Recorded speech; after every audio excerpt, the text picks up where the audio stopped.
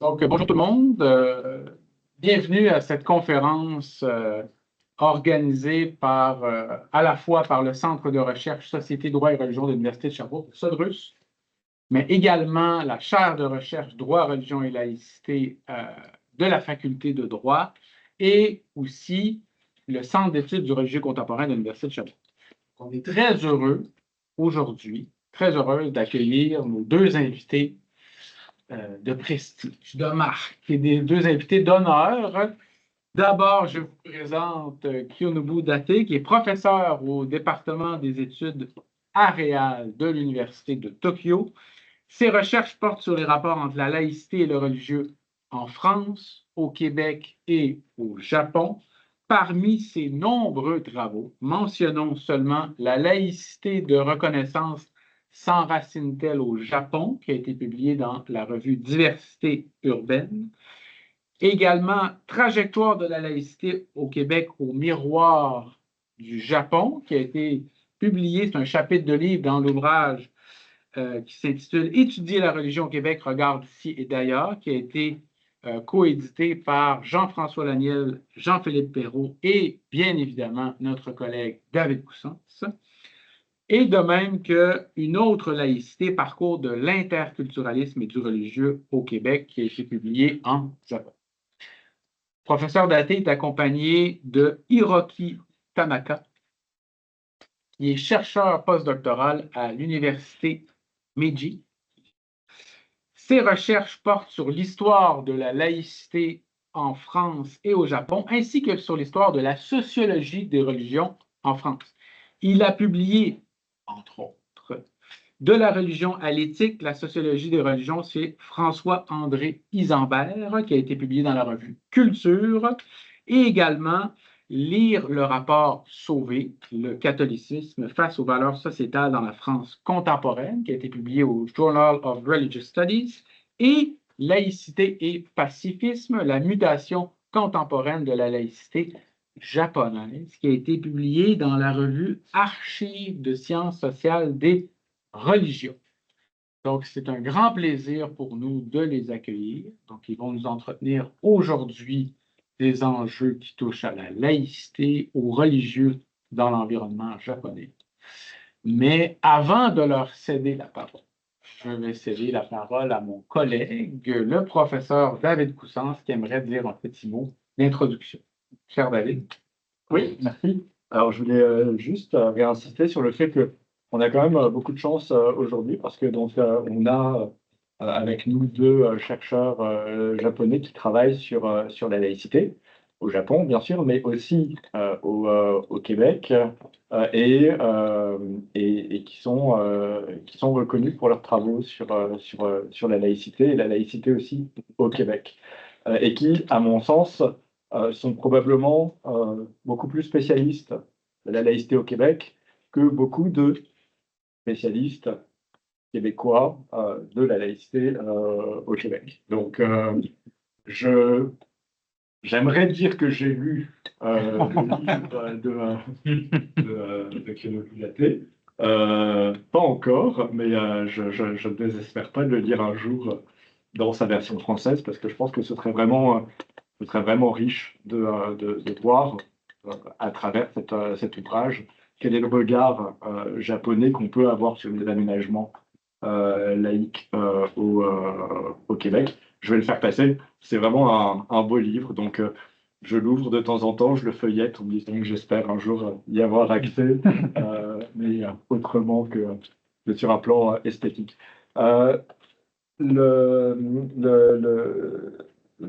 collègues viennent ici aussi dans le cadre donc, de facilitations qui sont apportées par l'Association internationale d'études québécoises. Alors, c'est une association dont l'Université de Sherbrooke est membre. C'est une chose qui est intéressante aussi pour nous de savoir parce que en tant que Sherbrookois, on peut bénéficier des programmes de l'AIEQ pour éventuellement voyager et aller séjourner dans des associations nationales membres de l'Association internationale d'études québécoises. Et l'Université de Sherbrooke a ancré ce partenariat il y a pas très longtemps, en fait, il y a quelques mois l'AIEQ. Donc c'est quelque chose d'important. Et je voulais enfin dire que il y a toute une association qui est très dynamique au Japon, une association japonaise d'études québécoises qui organise un colloque annuel. En général, c'est à l'automne, je pense. Oui, au début d'octobre. Au début d'octobre. Et donc, ça tourne d'année en année dans différentes universités japonaises qui publie annuellement aussi un numéro de sa revue japonaise des études québécoises. Et c'est une association où une société savante, plutôt, j'ai eu la chance d'être invité il y a un an et découvrir la richesse aussi des travaux qui sont faits là-bas. Alors, il y a quelques sociologues qui y sont, pas énormément, je ne pense pas que ce soit la majorité des membres qui soient sociologues, mais il y a beaucoup de chercheurs aussi en études littéraires, en histoire, je pense, et qui ont vraiment développé une expertise de pointe sur le Québec. Et c'est absolument fascinant aussi de voir quel est le regard et les analyses que l'on peut faire à partir du Japon sur la société québécoise. Donc en fait, ça, je vais vous la faire passer aussi parce que c'est une jolie revue. Alors ici, les textes sont uniquement en japonais. Je sais que quelques années, il y a des textes en japonais et en français. Oui, Pour il que vous peut y avoir puissiez. les textes en français aussi. Voilà, et comme ça, vous pourrez voir le dynamisme aussi de l'association japonaise et québécoise. Voilà. Donc, merci beaucoup d'être là. Donc, c'est à vous maintenant la parole. D'accord, oui. Bonjour. Je tiens tout d'abord à remercier à Sodrus et ses membres de m'accueillir, ou plus précisément de nous accueillir, parce qu'il s'agit d'une présentation avec Hiroki Tanaka. En tout cas, d'accueillir chaleureusement au sein de votre centre de recherche et de nous donner une telle occasion de présenter devant eux une partie de notre recherche. Nos remerciements vont tout particulièrement à David Cross, principal metteur en scène de cet événement, qui a d'ailleurs pris l'initiative de faire de moi un membre partenaire de Sodius depuis le mois de juin. Il a également soutenu la demande de Hiroki dans le cadre d'un voyage de recherche lié au prix Obata de l'Association japonaise des études québécoises. Nous remercions également Bertrand Lavoie, Sarah Panturier et Loïc Bizel qui nous aident à venir ici et d'autres membres du SODELUS grâce auxquels s'est réalisé cet événement. Enfin, merci à celles et ceux qui sont présents dans la salle et sur lui. Aujourd'hui, nous allons vous présenter une évolution récente dans le paysage politico-religieux du Japon à travers le cas d'un parti politique qui s'appelle Sanseito.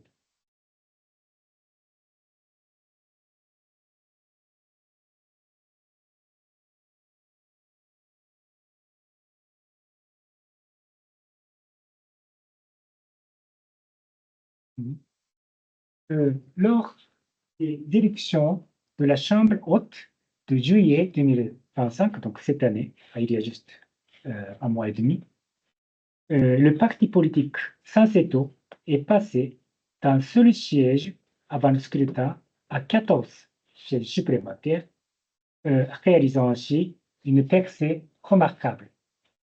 En particulier, dans le scrutin proportionnel, il a obtenu plus de 7 millions de voix, se plaçant derrière le Parti libéral-démocrate et le Parti démocrate du peuple. Le nombre total de ces sièges s'élève désormais à 15, soit environ 6% de l'ensemble des 248 sièges que compte la Chambre des conseillers.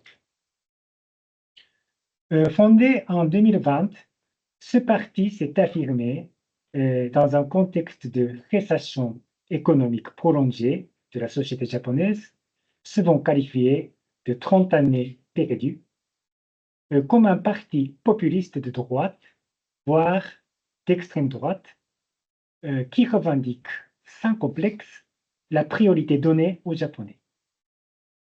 Antimondialiste, il combine une vision historique révisionniste, voire négationniste, avec une tendance xénophobe, sexiste et exclusive à l'égard des étrangers.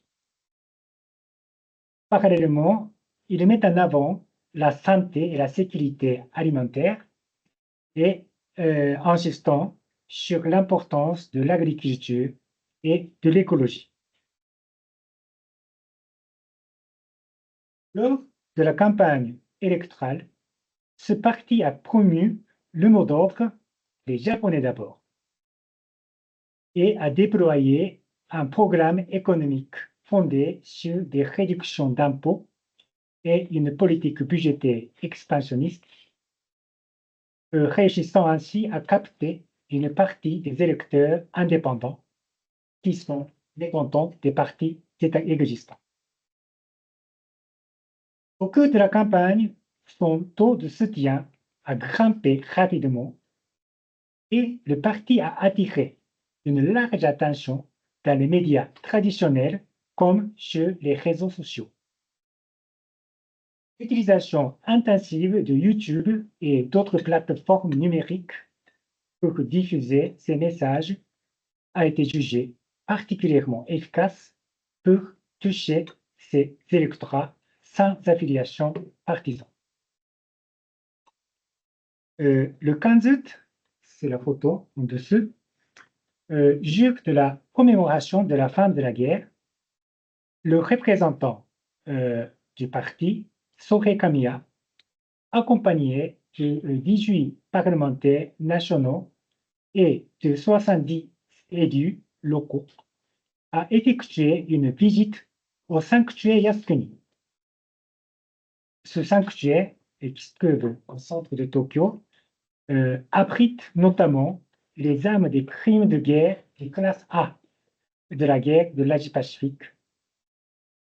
Et les visites de responsables politiques y sont régulièrement perçues comme problématiques, tant au Japon qu'en Corée du Sud ou en Chine. Qu'un groupe de cette ampleur, issus d'un même parti politique, s'y rendent collectivement est considéré comme sans précédent. Dans la société japonaise contemporaine, ce parti suscite une popularité non négligeable, souvent à travers des propos excessifs ou en exhibitant une vision de l'histoire jugée ignorante. Malgré cela, ou plutôt en raison de cela, ce parti est devenu un sujet de discussion et de conversation fréquent, récurrent, et chacun des gestes ou des propos de son dirigeant charismatique attire une attention particulière. Néanmoins, on peut indiquer une certaine incohérence chez lui.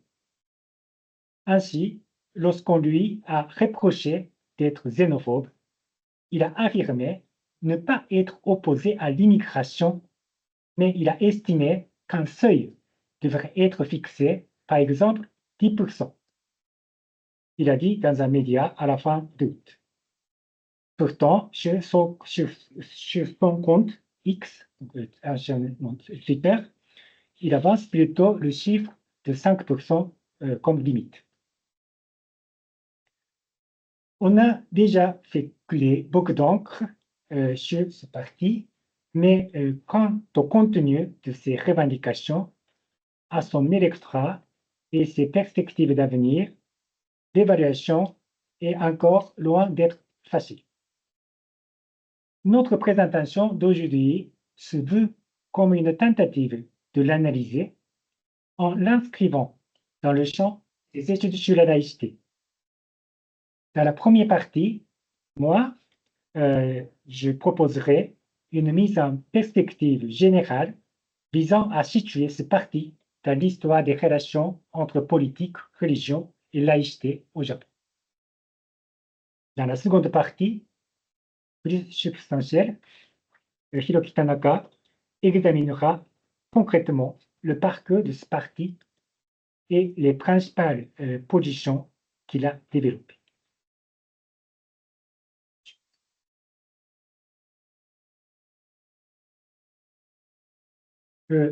Pour répondre à la question de savoir si ce parti de Sanseto est un parti religieux, il faut dire que, contrairement au Komeito soutenu par la Soka Gakkai, il ne s'appuie pas sur une organisation religieuse particulière. De même, ni son programme, ni ses principes fondamentaux ne s'inspirent d'une doctrine confessionnelle particulière. À cet égard, tant du point de vue juridique que de sa forme organisationnelle, il doit être considéré comme un parti séculier. Cependant, plusieurs éléments contribuent à donner à ce parti une apparence religieuse. Tout d'abord, parmi ses responsables et ses partisans, on trouve fréquemment des personnes sensibles à la spiritualité ou à des visions du monde d'autres complotistes. En plus, certains parmi eux les expriment publiquement avec une attitude décomplexée, ce qui est très rare chez les membres ou les électeurs des partis établis. Deuxièmement, le Sanseto est réputé recréer aux yeux de ceux qui sont critiques vis-à-vis de ce parti à des méthodes assimilées à un marketing multiniveau de type sectaire. Le parti recrute ses membres à travers un système de soutien, support system, et organise la collecte régulière de cotisations et de dons. De telles pratiques d'adhésion structurée et financement en réseau sont similaires à celles mises en œuvre par de nouveaux mouvements religieux ou des organisations de développement personnel, permettant de recruter et former des membres militants. Bien entendu, le parti pour sa part rejette catégoriquement cette lecture ou accusation, mais au lieu de ceux qui se trouvent à l'extérieur du parti, celui-ci peut provoquer une impression religieuse. Enfin, le Sanseito met en avant une foi organique, centrée sur l'harmonie avec la nature, en valorisant les traditions culturelles japonaises. Il affirme des valeurs inspirées du Shinto et invoque la figure de l'empereur. Il promeut ainsi la santé et un mode de vie en accord avec la nature à travers l'agriculture bio et les médecines naturelles, encourageant ainsi une forme de style de vie à dimension spirituelle. Cette orientation rejoint la première dimension spirituelle mentionnée plus haut et, en insistant sur des valeurs japonaises, s'articule aussi avec la deuxième dimension, celle de la construction de réseaux militants. Dans ce cadre, le parti place l'empereur au point de jonction entre l'harmonie de la nature, de la société et des relations humaines d'une part, et les valeurs shintoïstes et la tradition japonaise d'autre part. Le discours, qui consiste à considérer l'empereur comme la source de la culture et de l'esprit japonais, peut ainsi comporter une forte connotation religieuse.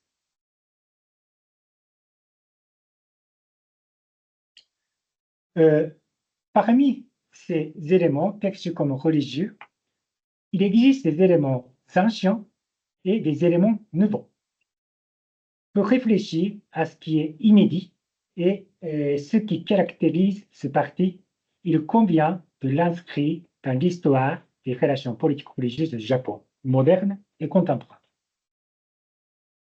parmi les dimensions de sa religiosité, ce qui remonte à une époque la plus reculée est l'attitude consistant à placer l'empereur au centre du corps politique japonais.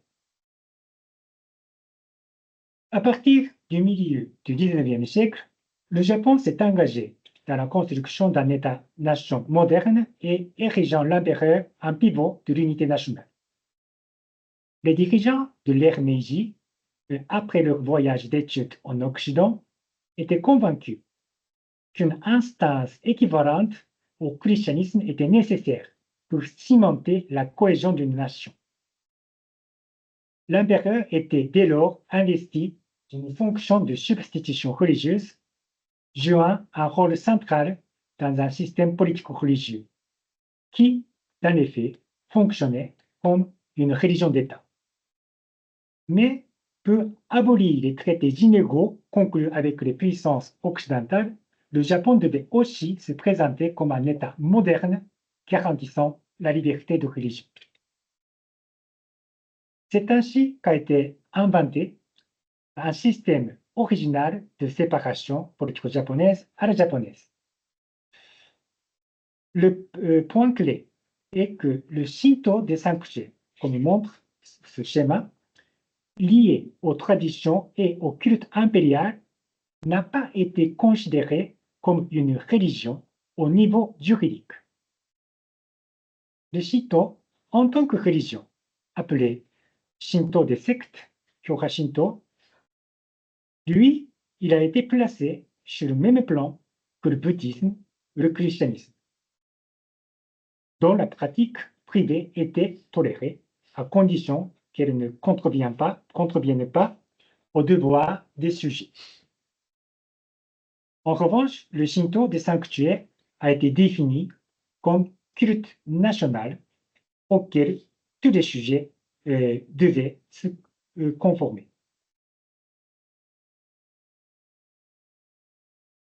Après la défaite de 1945, au moment de l'élaboration de la constitution japonaise, ce système politico-religieux qui se présentait formellement comme une séparation, mais fonctionnait en réalité comme une religion d'État, a été rétrospectivement qualifié de Shinto d'État. La nouvelle constitution, avec ses articles 20 et 89, établit alors une véritable séparation entre l'État et la religion. Le constitutionnaliste franchisant Toshiyuki Miyazawa a vu une transition du régime de religion d'État vers un régime de laïcité. On peut en effet en dégager 4 composants de la laïcité: la garantie de la liberté de conscience et de religion, l'égalité des options spirituelles, la séparation des églises et de l'État, la neutralité religieuse de l'État.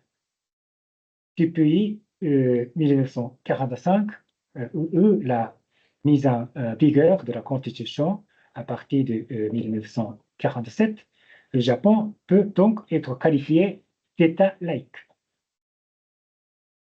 Dans ce cadre initial de l'après-guerre, se sont opposés conservateurs et progressistes. L'affrontement autour du projet de loi de protection nationale du sanctuaire Yasukuni, dont j'ai parlé tout à l'heure, dans les années 1960-70, en était une illustration. Avant 1945, Yasukuni avait joué un rôle central dans le Shinto d'État. Ce sanctuaire militaire n'était pas considéré juridiquement comme une religion. Mais après la défaite, il est désormais devenu juridiquement une organisation religieuse. Pourtant, de nombreux hommes politiques conservateurs, responsables de Jinja Honcho, donc le siège de Shinto institutionnel, et familles endeuillées par la guerre, continuait de souhaiter que Yasukuni soit placé sous la tutelle de l'État. Les progressistes, eux, y voyaient en revanche une tentative de restauration du Shinto d'État. Donc, ils ont tiré de l'alarme, de marcher en arrière. À mes yeux, cette confrontation peut être mieux comprise comme une opposition entre la laïcité de gauche et la laïcité de droite, plutôt que comme un affrontement entre séculiers et religieux. En effet, ce que voyaient les conservateurs, ce n'était pas restreint le Shinto comme religion, mais affirmer qu'il relevait de la tradition nationale distincte de la religion au sens strict et occidental du terme. Par ailleurs, il faut souligner qu'après 1945, les nouveaux mouvements religieux ont connu un essor remarquable. Pourquoi? Parce que longtemps placée sous le contrôle de l'État, la religion s'est émancipée désormais avec la Constitution de 1946 qui garantit la liberté de religion, donc ce qui lui a permis de déployer une vitalité nouvelle, ce qui fait un contraste avec le processus de sécularisation discuté à ce moment-là en Occident. Donc c'est pour ça que j'ai écrit la laïcisation sans sécularisation.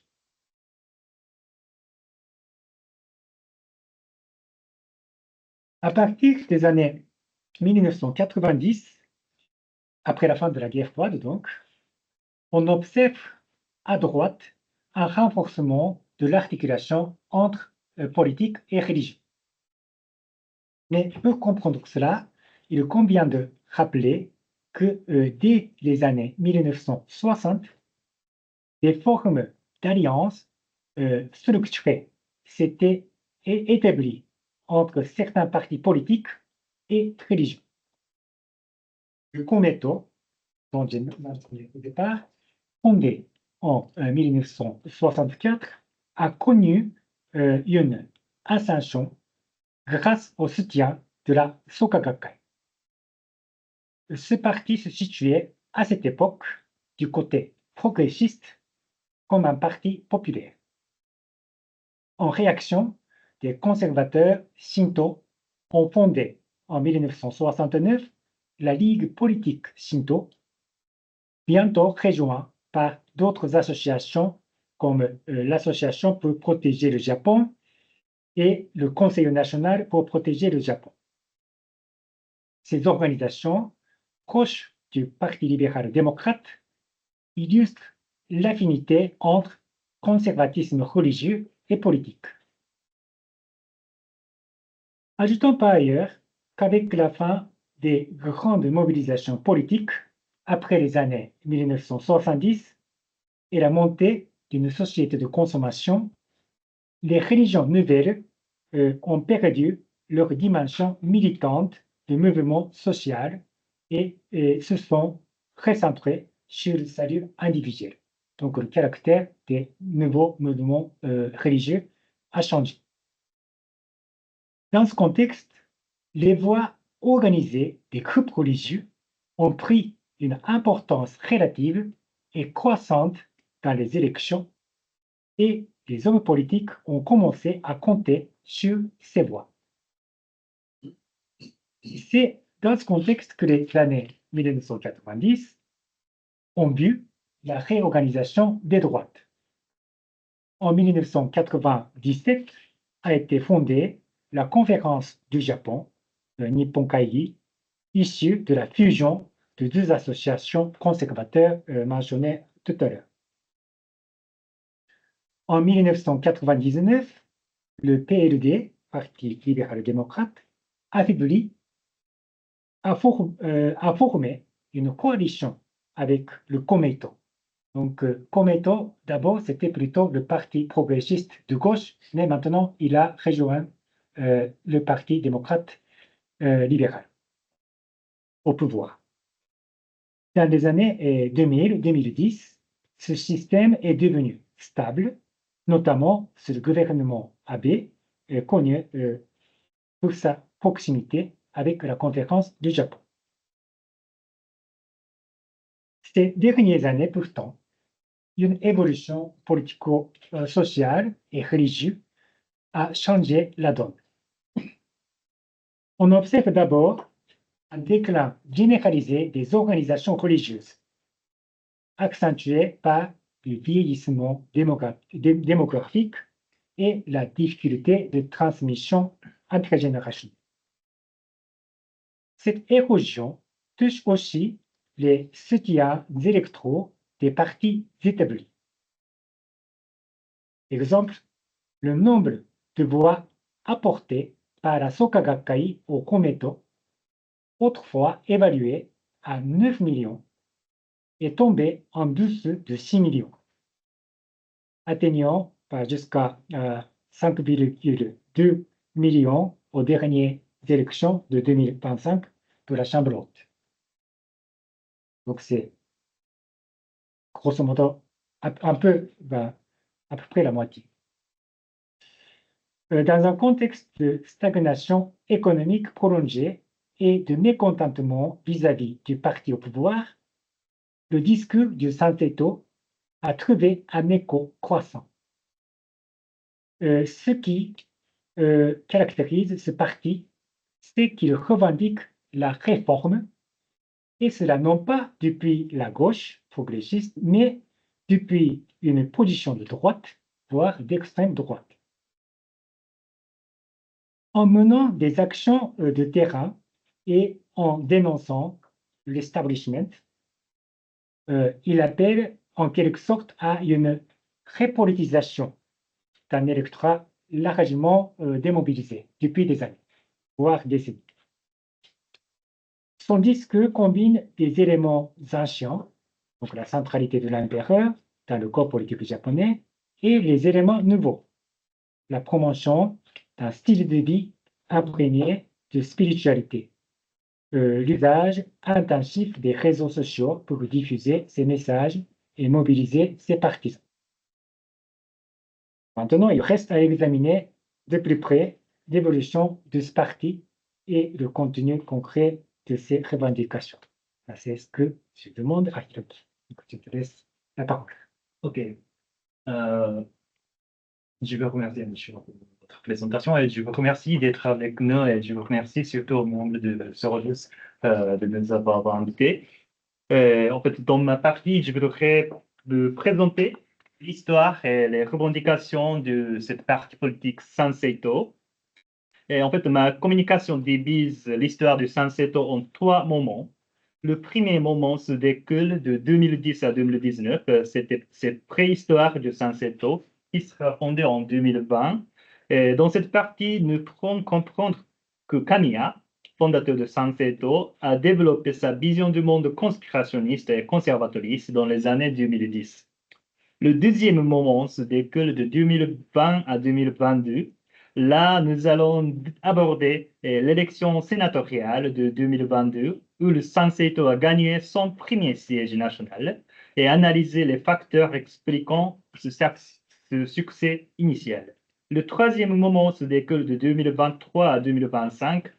Et en fait, alors que le Sanseito avait mis en avant les arguments sur les sujets de niche lors de l'élection 2022, le Sanseito a abordé lors de l'élection de 2025 sur les sujets majeurs tels que l'immigration et la Constitution. Pourtant, malgré cette imitation de 3 ans, ne peut rien trouver une cohérence dans sa vision du monde conspirationniste et dans son dualisme xénophobe, nu, pur et authentique, et l'autre impur et dangereux. Bon, je commence l'histoire de Sanseito. Bon, quand on trace le parcours de Kamiya, le fondateur de Sanseito, on ne peut pas faire l'impasse sur le projet Ryoma. Fondé le 5 juin 2010 par Kamiya, cette association des jeunes élus locaux s'inspire de personnages qui s'appellent Sakamoto Ryoma. Il est fameux samouraï et réformateur de la fin du shogunat Tokugawa, c'est à la fin du 19e siècle, qui a réconcilié les seigneurs fédéraux en conflit et ouvert la voie à la restauration Meiji et la réformation du Japon en État-nation centralisé. En fait, à l'instar de ce héros à l'aube de la modernité japonaise, Kamiya a ramassé dans ce réseau lâche de projet Ryoma les jeunes élus majoritairement de droite et mécontents de la politique existante. Son orientation politique s'exprime dans son programme établi en 2012 et Kokusei Jussoku. Parmi les 10 sujets qu'énumère ce programme, le sujet sur la maison impériale stipule, que je cite, « Autour de la maison impériale que nos ancêtres ont continué de défendre, le peuple s'unit à la base de la famille et contribue au développement mondial par la grande force de la prière. » Fin de la citation. Et d'autres exemples, le sujet sur le territoire national propose, je cite, « On garde la vénération des dieux et des ancêtres et le respect à la nature. Et on renforce le territoire national et dynamise la province. » Fin de la citation. Ce sont les sujets avec la connotation conservateur et shintoïste, et le culte de l'empereur, etc. En fait, ces activités de projet Ryoma révèlent que le Kamiya avait déjà, au début des années 2010, mis l'accent sur les éléments conservateurs comme le culte de l'empereur et le shintoïsme dans son vision politique. Merci.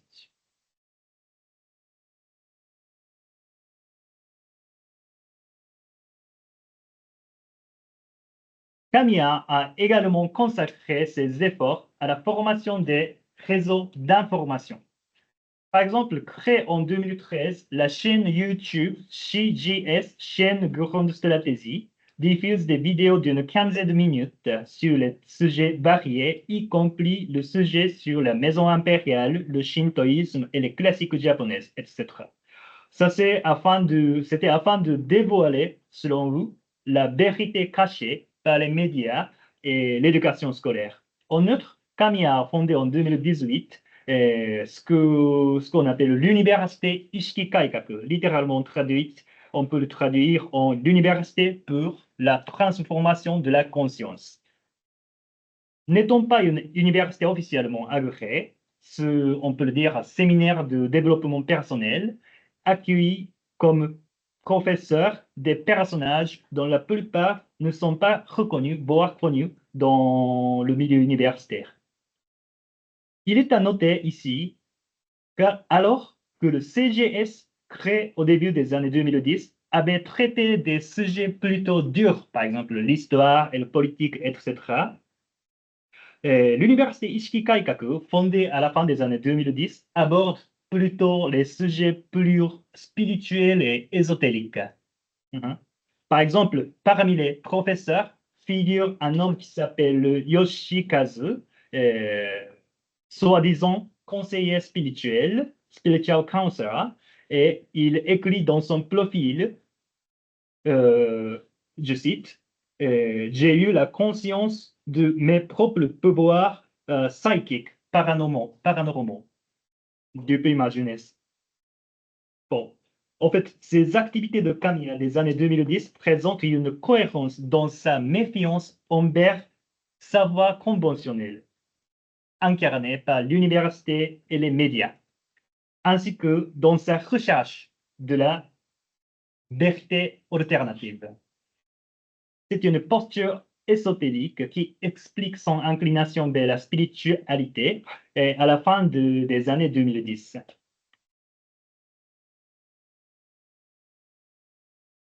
L'ouvrage de Kamiya, intitulé « Le vrai Japon à transmettre aux enfants » consiste en une expression sommaire de sa pensée dans les années 2010.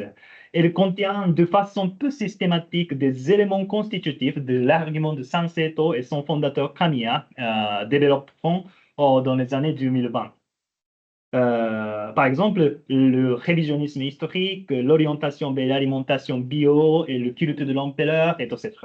Il convient de s'arrêter ici et surtout tout d'abord sur le fondement des revendications de Kamiya et son Sanseto, c'est-à-dire la vision conspirationniste du monde. Dans cet ouvrage, où l'auteur expose son interprétation de l'histoire mondiale ou l'histoire japonaise, et Kamiya prétend, sans tort, que l'économie capitaliste aurait été inventée par les marchands juifs,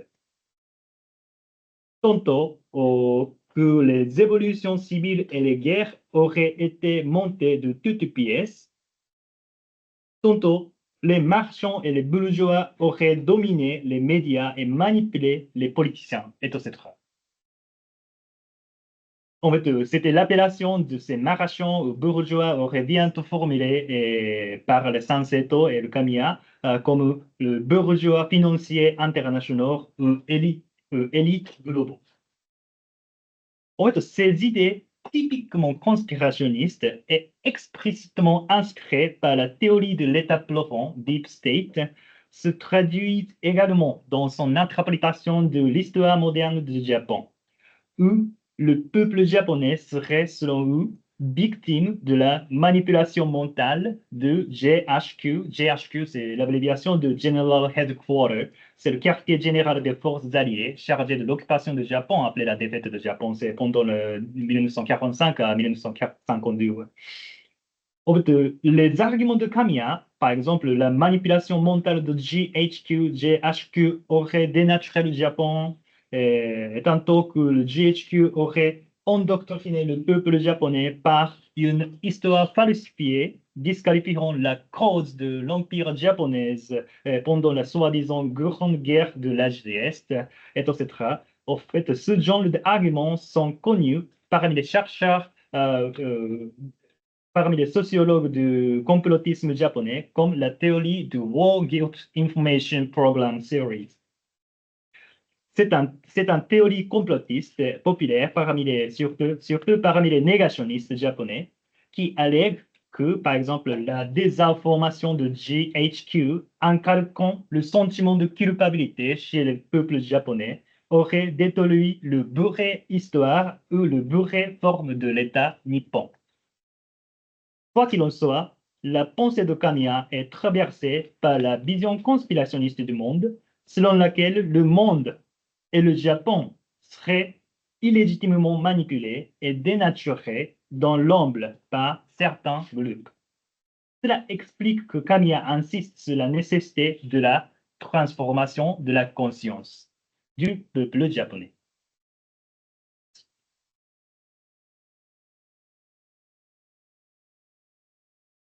Lors de l'élection sénatoriale du 10 juillet 2022, le Sanseto a gagné un siège au scrutin national proportionnel.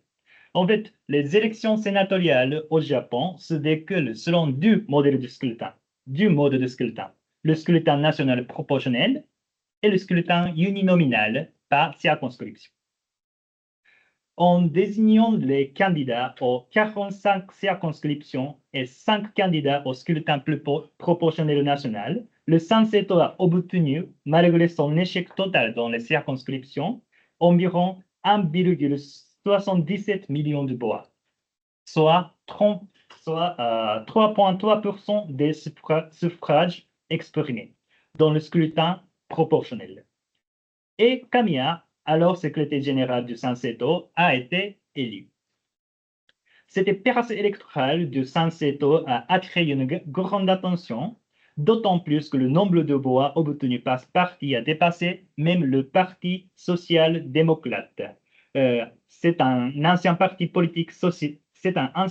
socialiste japonais qui était le premier parti d'opposition dans la deuxième moitié du XXe siècle au Japon. De plus, le dernier discours public de Sanseto au centre de Tokyo a mobilisé, selon toujours le Sanseto, environ 15 000 soutiens et sa diffusion sur YouTube a attiré plus de 20 000 spectateurs.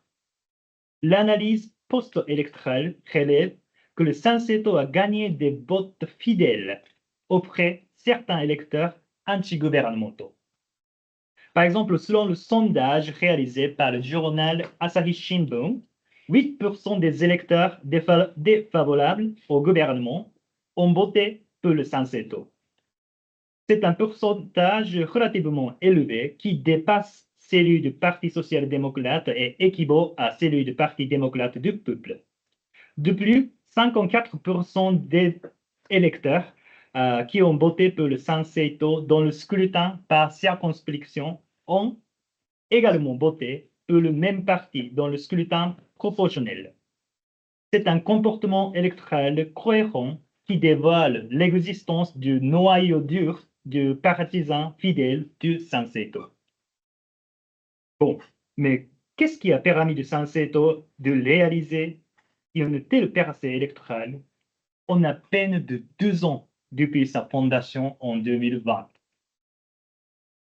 En fait, les facteurs sont complexes, mais il convient peut-être ici d'en évoquer deux.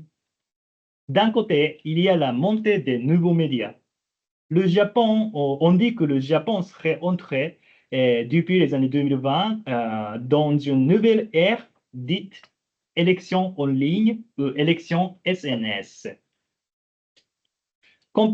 C'est une campagne électorale qui mobilise des plateformes ou réseaux sociaux comme YouTube, TikTok ou Twitter. Surtout, lors de l'élection sénatoriale de 2022, beaucoup de candidats ont eu recours à ce nouvel mode de campagne électorale et gagné leur siège, y compris mangaka, youtubeurs et d'autres célébrités. Par exemple, parmi les candidats au scrutin proportionnel, dans lequel les électeurs peuvent inscrire le nom du parti politique ou le nom du candidat individuel. Parmi les candidats, c'était Akamatsuken. Il est un mangaka connu pour son manga de comédie romantique, Love Hina. Il a obtenu le plus grand nombre de bois avec son nom individuel, en mobilisant ses personnages de manga dans son campagne électorale sur SNS, Twitter, YouTube, etc. En fait, ces phénomènes démontrent l'avènement d'une nouvelle époque de l'élection où la force de communication ou le base médiatique sur Internet ou les réseaux sociaux sont plus déterminants que la force organisationnelle du parti politique ou la visibilité dans les médias traditionnels comme les journaux ou les chaînes de télévision. Le Sanseito a également profité de ces nouveaux médias dans son campagne électorale, surtout les plateformes audiovisuelles comme YouTube et TikTok. Lors de l'élection sénatoriale, sa chaîne YouTube comptait environ 190 000 abonnés et largement dépassé ceux du Parti libéral-démocrate et Parti démocrate constitutionnel. Comme souligne le philosophe Gérald de Bourronnet, philosophe parisien, en fait, la dérégulation du marché cognitif accélérée par l'Internet et les réseaux sociaux ouvre la voie à l'économie de l'attention, préférant les discours simplifiés et émotionnels au détriment des informations précises et objectives. En effet, le Sanseito est parvenu et parvient toujours à diffuser ses revendications politiques conspirationnistes et xénophobes en profitant ce marché cognitif extrêmement libéré.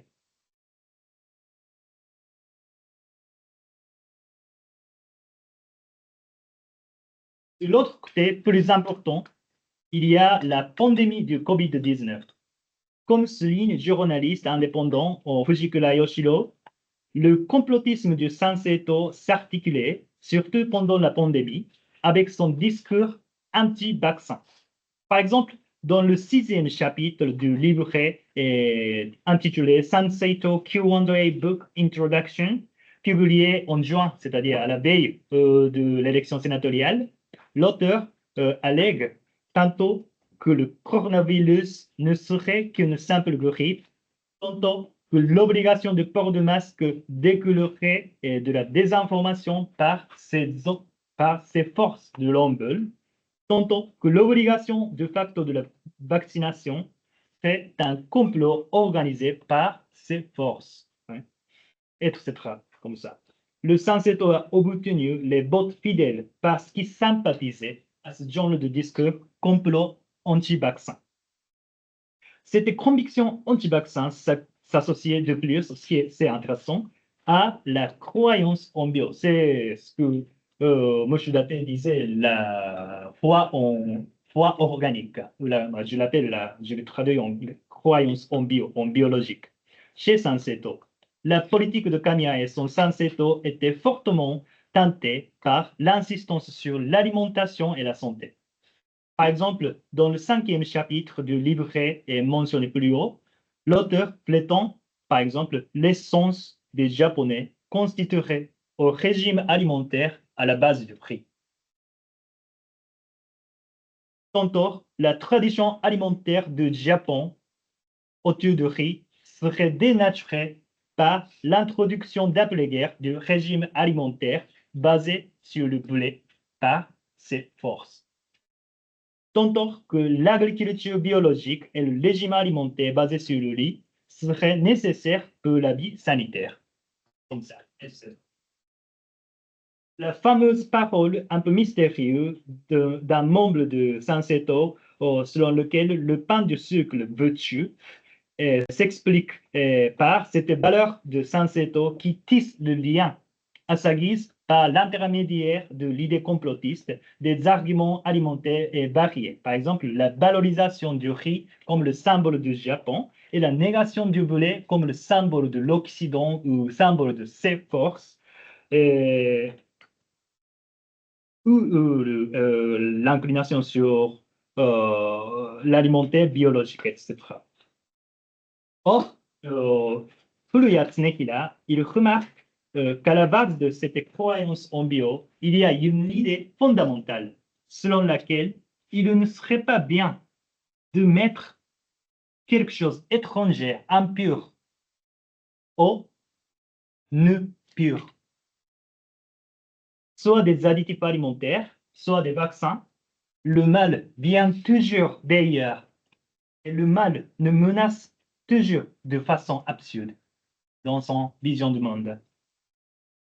La théorie du complot, le discours d'anti-vaccin et la croyance en bio, toutes ces idées s'appuyaient sur le dualisme manicien entre le nu pur et authentique et l'autre impur et menaçant.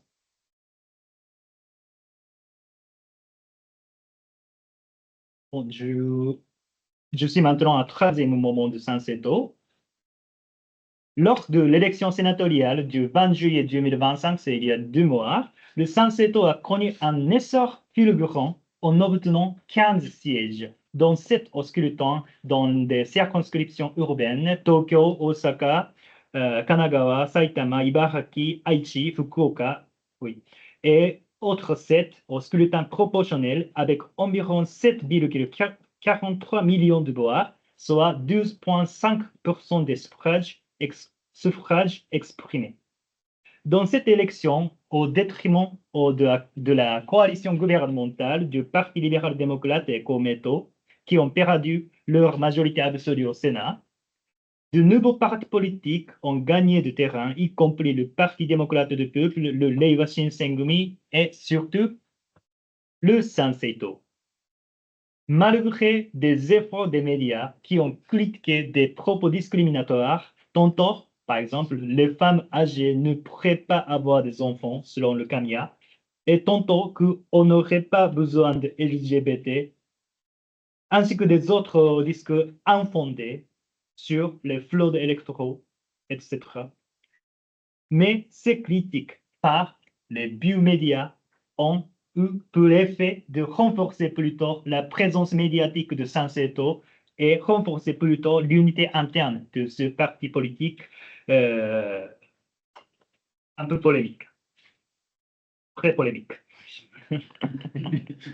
Et cette fois encore, le Sanseto a gagné le soutien solide par des électeurs anti-gouvernementaux. Selon le sondage poulet électoraux réalisé par toujours le journal Asahi Shimbun, la proportion des électeurs anti-gouvernementaux déclarant vouloir voter pour le Sanseto est passée de 18% au début de la campagne à 22% à la fin de la campagne, soit à le niveau le plus élevé parmi les partis d'opposition. Le dernier discours public à Tokyo de Sanseto a mobilisé environ 20 000 soutiens et sa diffusion sur YouTube a attiré près de 70 000 vidéos spectateurs. En effet, cette avancée spectaculaire du Sanseto s'explique non seulement par l'échec du gouvernement face à l'inflation, notamment augmentation de prix de vie, mais aussi par la stratégie politique du Sanseto qui a retiré ses revendications de niche sur vaccination ou l'alimentation biologique et mis en avant les enjeux majeurs tels que l'immigration et la Constitution.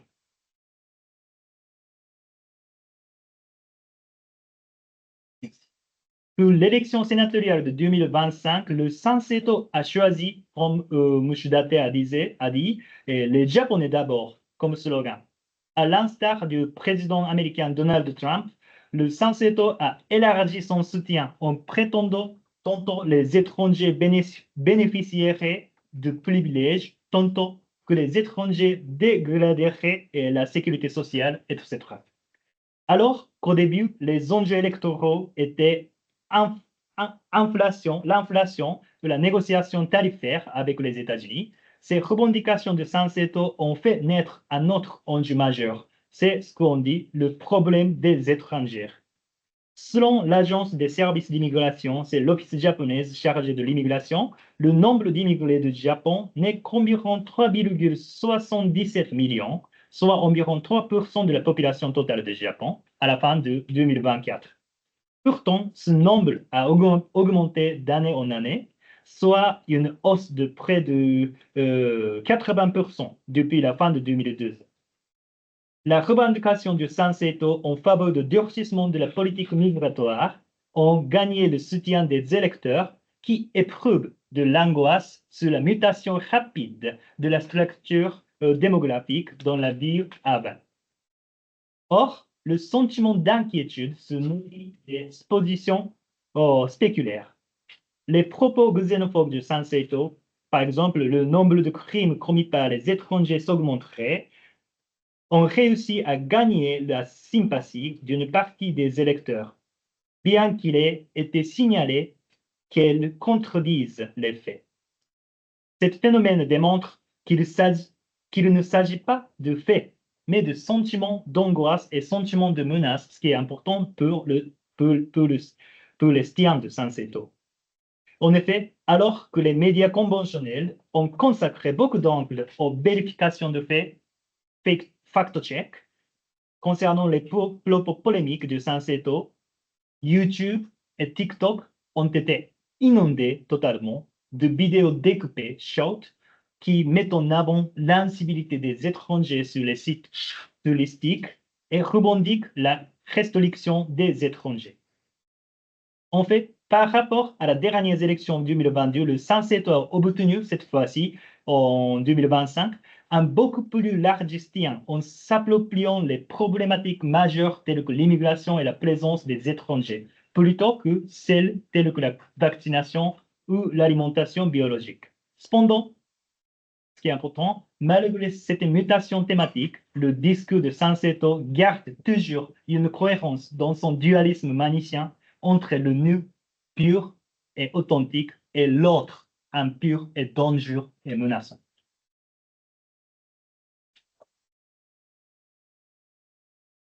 Un autre facteur expliquant le grand essor du Sanseto réside dans sa mise en enjeu de la Constitution. La Constitution, ça a été toujours un enjeu majeur et classique de la politique japonaise d'après-guerre. Depuis les années 2015, la société japonaise se caractérise par le conflit de ce que j'appelle conflit de deux Japons. L'auteur de la Constitution du Japon, opposant les partisans de la révision de la Constitution, Kaiken, et les partisans de la défense de la Constitution, Goken. Dans ce contexte de débat politique, le Sanseto propose une création d'une constitution. C'est ce qu'il appelle le Soken. On se présente comme ni étant pour la révision de droite, ni étant pour la défense de gauche. Malgré tout, cependant, en réalité, son projet de nouvelle constitution, publié en mai 2025, n'est pas une troisième voie, comme autoclamé, mais plutôt un produit réactionnaire et ultra-conservateur, abandonnant même le cadre démocratique de la constitution actuelle du Japon. Par exemple, pas publié à la veille de l'élection sénatoriale, le livret La Constitution a créé avec le Sanseto prétend de remplacer les trois grands principes de la Constitution actuelle, c'est-à-dire la souveraineté du peuple, le respect des droits des hommes fondamentaux et le pacifisme, par les trois nouveaux principes, c'est-à-dire le kokutai et l'intérêt public et la poursuite de l'indépendance. Des juristes d'université et des avocats démocrates ont sévèrement critiqué ce projet de Sanseto en soulignant le fait que les textes garantissant les droits fondamentaux y sont totalement absents. En effet, Sanseto affirme dans le livre mentionné que, je cite, « les droits des individus ne sont que des intérêts privés. Et si on poursuit les droits des individus, on en arrivera à un système occidental égoïste. » Fin de la citation. Cette posture totalitaire donnant la priorité à l'intérêt collectif sur les droits individuels se traduit également dans son projet qui ne mentionne guère ni la liberté de pensée, ni la liberté de conscience, ni la liberté de religion, ni la liberté d'expression. Mais qui inscrit en revanche dans son huitième article, je cite, « Les droits s'accompagnent de devoirs et les libertés s'accompagnent de responsabilités. Point. Les droits et les libertés ne doivent pas être abusés. » Fin de la citation. À propos de ce projet totalitaire, Ishikawa Kenji, il est constitutionnaliste de l'Université de Tokyo, critique en disant que, du point de vue de l'étude constitutionnelle, il n'est pas digne d'être appelé une constitution. C'est la dernière diapo. En fait, le modèle d'État que propose le Sanseto est loin d'un État laïque garantissant la liberté de conscience par la séparation du politique et du religieux, mais relève plutôt d'un modèle théocratique centré sur l'empereur et le shintoïsme. Par exemple, son projet constitutionnel déjà mentionné commence par un préambule déclarant, je cite, « Le Japon, sur un territoire fertile aux riches épis de riz, a vénéré d'innombrables divinités et des ancêtres, a respecté la providence naturelle, a reconnu la dignité des vivants, a accumulé du mérite, a cultivé l'excellence à la fois intellectuelle et physique, a hérité la culture traditionnelle d'un seul cœur, a développé l'industrie, a fondé une société harmonieuse. » Fin de la citation. Et le premier article de son projet constitutionnel stipule, je cite, « Le Japon est un pays où l'empereur gouverne en union avec le peuple. L'empereur, être sacré, priant pour le bonheur du peuple, est inviolable. » En fait, la manifestation de Sanseto pour l'élection 2025 promet, je cite, toujours, de nationaliser les sanctuaires Shinto, symbole de la culture spirituelle du Japon, et de se consacrer à la conservation des rites traditionnels. Fin de la citation. Pourtant, le traditionnalisme, le culte de l'empereur, la confusion de l'histoire et les mythes, ces éléments ne dépassent pas largement des arguments classiques de droite, en fait. La spécificité de Sanseto réside dans le fait qu'il accorde une place tellement importante au culte de l'empereur et le shintoïsme, malgré l'absence du lien institutionnel avec le monde shintoïste.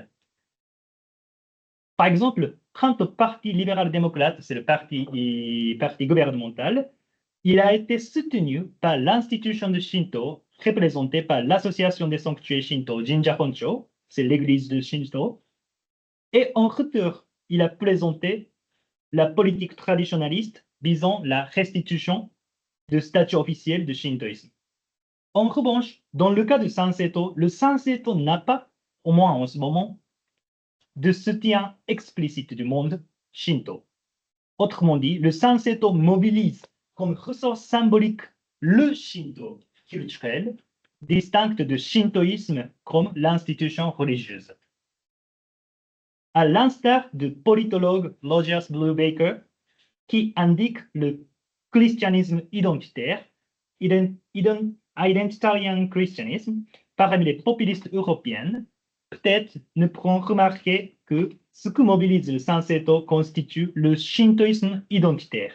Considérons le shintoïsme et l'empereur, même sans lien avec l'institution de Shinto, comme symbole de la civilisation japonaise. Bon, merci pour votre attention.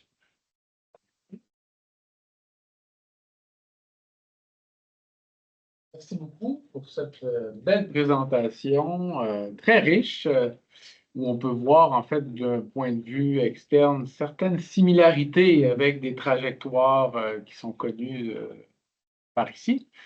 Donc, on ouvre la table pour ceux qui ont des questions, des commentaires. Je pense qu'on a du temps pour ça.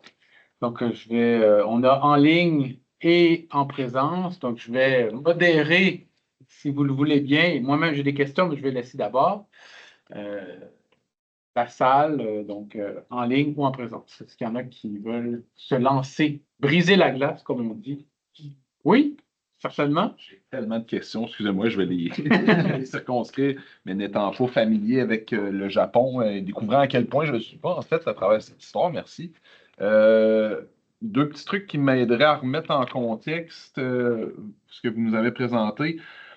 Premièrement, là, quand on parle de ce fameux exemple du blé qui est ciblé, en tout cas, qui est présenté comme un élément étranger, est-ce que c'est pas quelque chose qui est quand même présent au Japon depuis des siècles, voire des millénaires? OK, c'est pas quelque chose de récent du tout, là. OK. Tempura, l'okonomiyaki, ce sont des spécialités de ces gourmandises japonaises. Et ça vient de blé. Oui, ce sont des nourritures traditionnelles japonaises. Mais il dit que, selon le Sanseto, le beurre est quelque chose importé par ces forces appelées la défaite du Japon. C'est pas totalement infondé, c'est absurde. Mais cette connotation nationaliste et traditionnaliste attire des gens. Si je peux poser une deuxième question, ça serait tout après ça. Bon, ce parti-là, vous l'avez qualifié de négationniste. Moi, je me demande, ça représente quoi au Japon? Est-ce que ça veut dire nier que des crimes de guerre ont été posés par le Japon dans ce que vous avez appelé la guerre Asie-Pacifique? Ou est-ce que c'est les relativiser? Ça ressemble à quoi, ce négationnisme-là? Je dirais que, par exemple, le massacre de Nanking en 1937, Oui. même en dehors de Sanseto, il y a les personnes célèbres qui démentissent ce fait en disant qu'il n'y a pas de ce fait-là. C'est pas reconnu, etc. Donc, c'est vraiment le propos négationniste. Et quant à Kamiya, le dirigeant du parti, il disait on les approche des Japonais d'avoir commis des choses atroces pendant la guerre, mais non, peut-être on a conquis le terrain, on a peut-être fait quelque chose, mais c'était pas très sérieux, etc. Donc, c'est vraiment un propos négationnistes. OK. Merci. Merci. Autre question? Oui? Merci beaucoup déjà tous les deux pour vos présentations. Je me demandais, là, vous parliez, c'est très intéressant que le shintoïsme, les représentants du shintoïsme, qu'il n'y ait pas en fait de lien avéré plus que ça entre le Sensei Ito puis les représentants du shintoïsme. Mais quelle est la position vis-à-vis de la deuxième religion là, du Japon, le bouddhisme? Parce que si le shintoïsme est utilisé comme vraiment comme le référent identitaire par excellence là, pour Kamiya, puis les autres représentants du Sensei Ito, Ils en disent quoi du bouddhisme au final, Camilla? C'est difficile de trouver propos sur le bouddhisme. C'est surtout le shintoïsme et l'empereur. En plus, j'ai l'impression que Kamiya et Sanseto ne distinguent pas le culte de l'empereur et le shintoïsme. Quand il dit le shintoïsme, c'est le culte de l'empereur, pas de l'église shinto, c'est-à-dire sanctuaire shinto. Donc, pour lui, le religion ou le shintoïsme, c'est quelque chose identitaire et pas d'institutionnel. Peut-être que peut formuler autrement.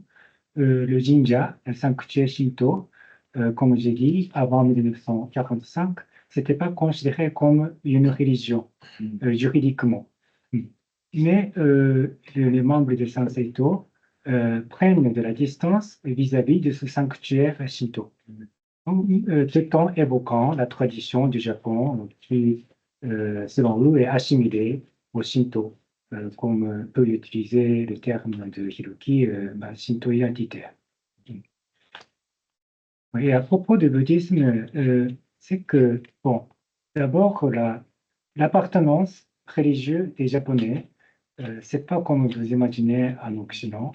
Donc, en fait, quand il souligne, quand le Sanseto souligne la spécificité du Shinto, la tradition Shinto, c'est pas pour écarter, démentir le bouddhisme.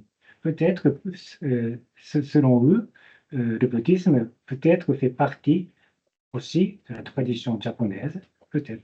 Donc, en fait, mais le discours selon lequel le Shinto ne serait pas comme une religion comme les autres, ça c'est ça c'est très récurrent dans les discours des conservateurs de droite.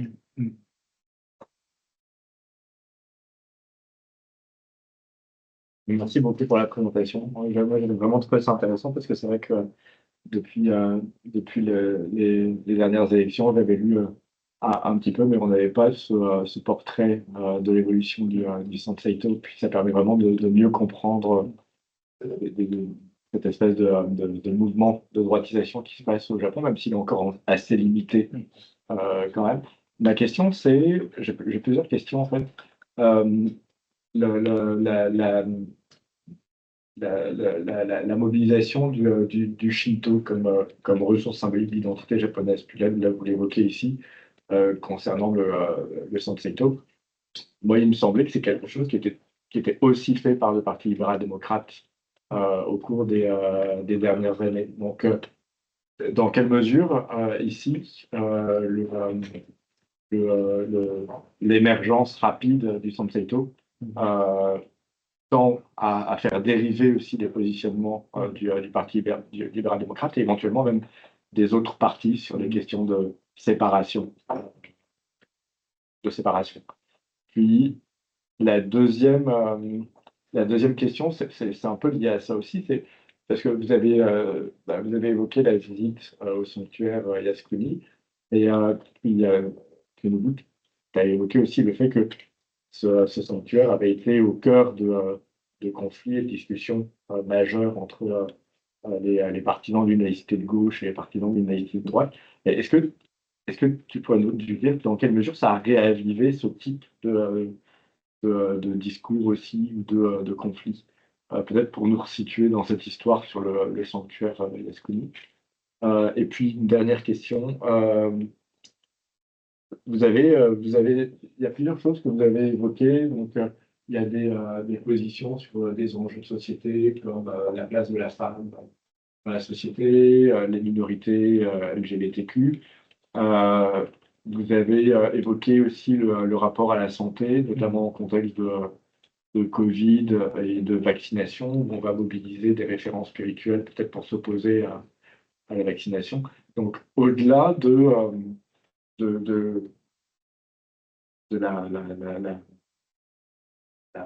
la manipulation du shintoïsme. Quels sont les positionnements politiques ou les propositions en termes de politique publique qui permettraient de comprendre aussi le positionnement au regard de la laïcité?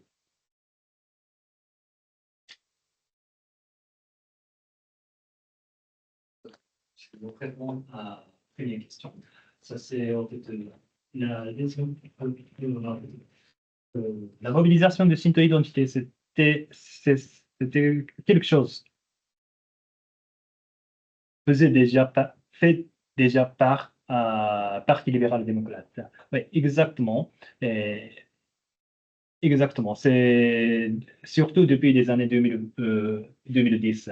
Hein.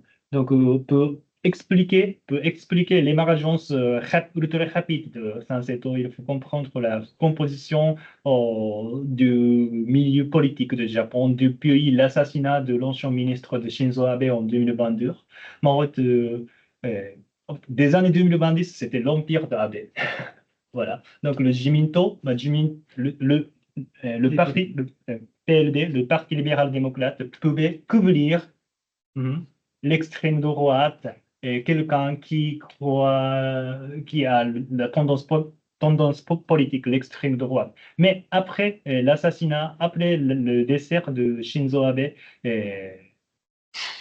maintenant le président de PLD est son positionnement est plus gauche, du coup, il y avait la division interne au sein de PLD.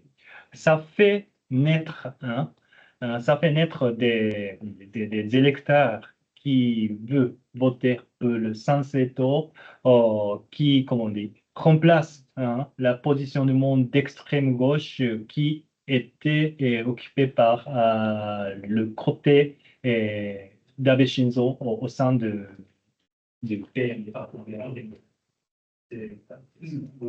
On peut justement penser la montée du Sanseto dans le prolongement du phénomène Abe. Donc, on peut indiquer la similarité entre les deux. Mais peut-être pour y ajouter quelque chose, peut-être on peut quand même remarquer une sorte de désinstitutionnalisation.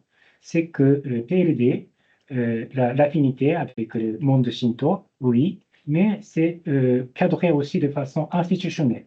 Donc, Jinja Koncho, siège de Jinja, et puis l'organisation droite, extrême droite, comme la conférence du Japon, etc. Est-ce que la conférence du Japon porte-t-elle le Sanseto?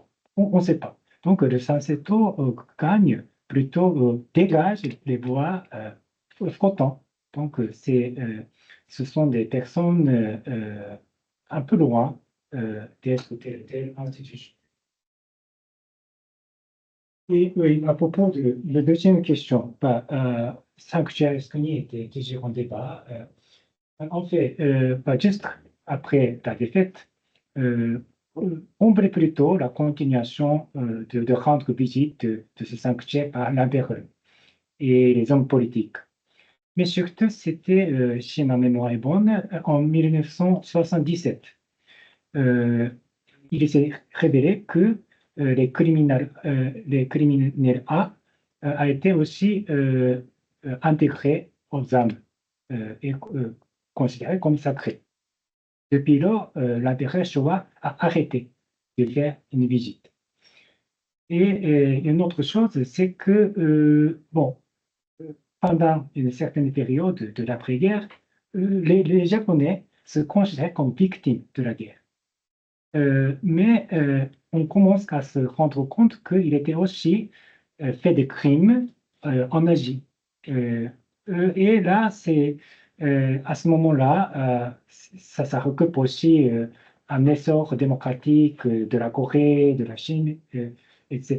Donc, en fait, le visite de Sanctuaire Yasukuni est mal vu par la Corée et par la Chine. Et comme ça, le visite des hommes politiques fait un problème, un scandale. Donc, c'est notamment dans les années 1980, à l'époque, Yasuhiro Nakasone, c'était son règne. Il a été Premier ministre pendant 5 ans, assez long. Et à partir de là, visite officielle de Yasukuni peut être vraiment un problème. Ceci dit, après la fin de la guerre froide, et notamment au début de 2000, le Premier ministre Koizumi a rendu visite à Yasukuni, malgré les vives critiques des pays voisins. Mais Koizumi, il était, disons qu'il n'a pas amené tous les membres du parti. Il n'a pas incité. Mais le cas de Sanseto, Kakamiya a appelé à mobiliser tous les députés.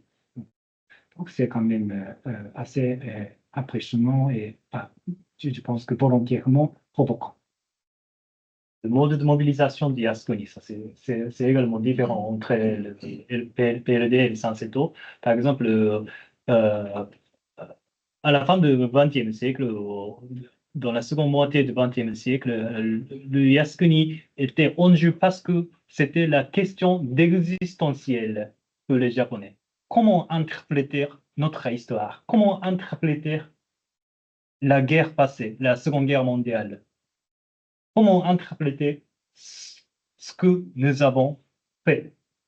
C'était la question très, très existentielle. Parce que à ce moment-là, à la fin du XXe siècle, on avait des amis, on avait des parents, on avait des proches qui ont participé à la guerre. Donc, c'était une question très, très existentielle. Mais maintenant, après 80 ans depuis la fin de la guerre, le Yasukuni, ou le mémoire de la guerre, ça c'est. Le Yasukuni, maintenant, c'est la question d'identité. Donc, il y a la transition de questions existentielles à questions d'identité. C'est vrai, mais notamment, donc, peu après la défaite, c'est notamment les rescapés, les familles victimes qui ont rendu visite et qui ont souhaité la visite. Mais aujourd'hui, c'est en fait le discours courant chez les conservateurs, c'est que il faut que nous remercions à nos ancêtres qui ont qui sont tombés à la bataille, au champ de bataille, qui ont consacré leur vie pour nous. C'est comme ça, donc, c'est une manière de s'approprier de leur héritage. Oui, à propos de la troisième question, comment positionner le Sanseto à l'égard de la laïcité? Donc,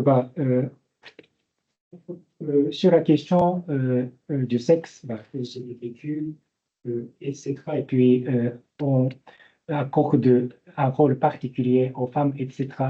Là aussi, on pourrait situer ce Sanseto sur la catégorie de la laïcité de droite. Donc, comme Hiroki a bien montré, quand on dit l'État laïque qui garantit la liberté fondamentale, etc., le Sanseto va à l'encontre. Il se situe aux antipodes même de cet idéal, cet idéal démocratique moderne, pour souligner, pour être en faveur de la tradition, etc. Donc, il va à l'encontre de ce monde-là. Mais comme le mot laïcité n'est pas utilisé au Japon, c'est notre interprétation.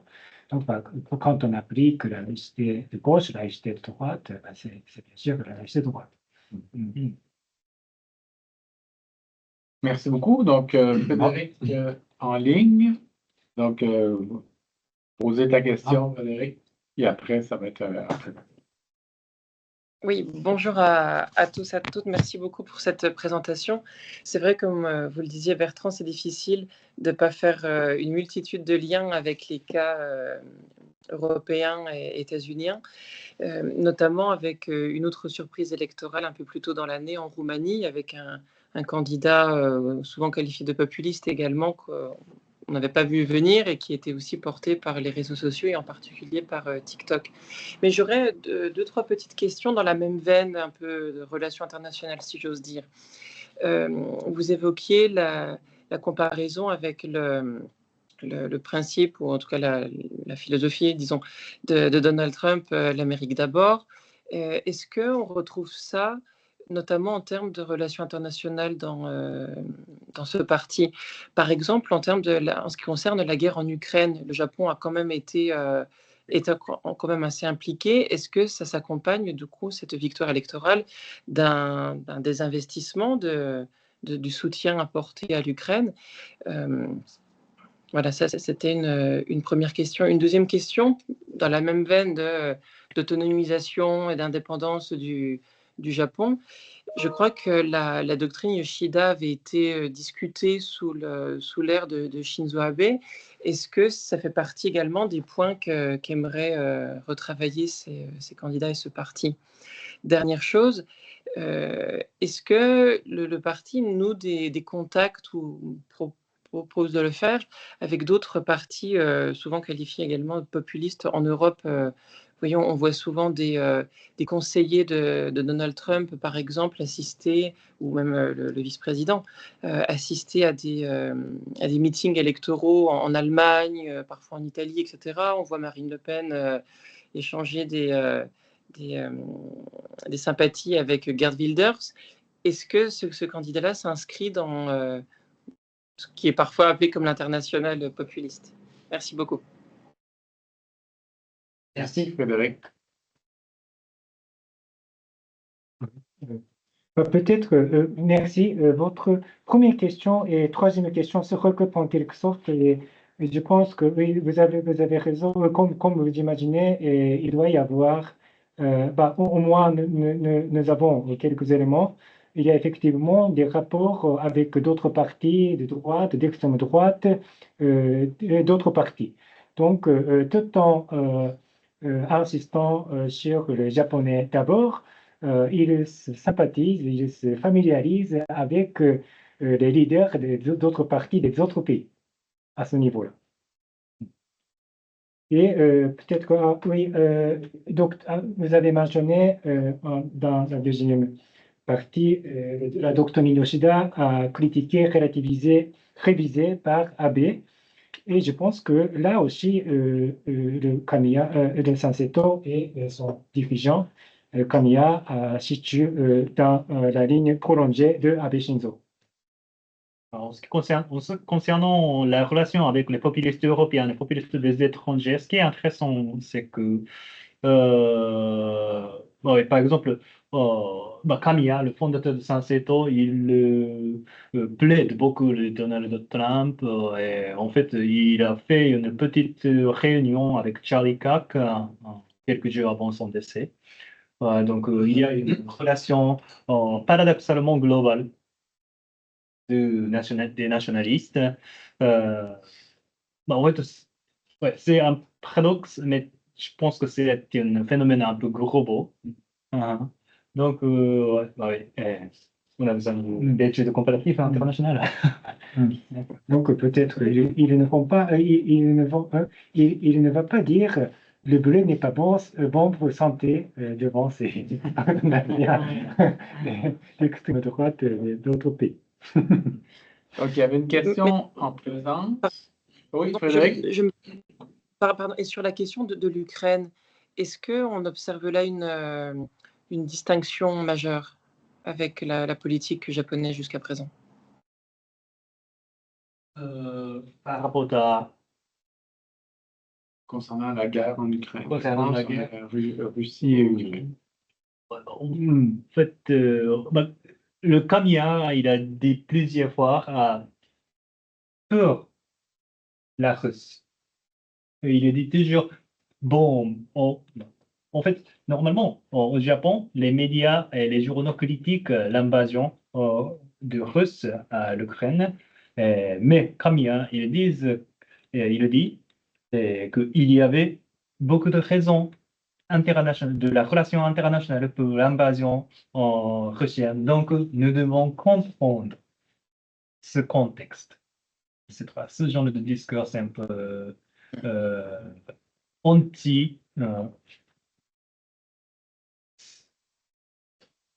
anti-mainline, ouais, on peut dire peut-être.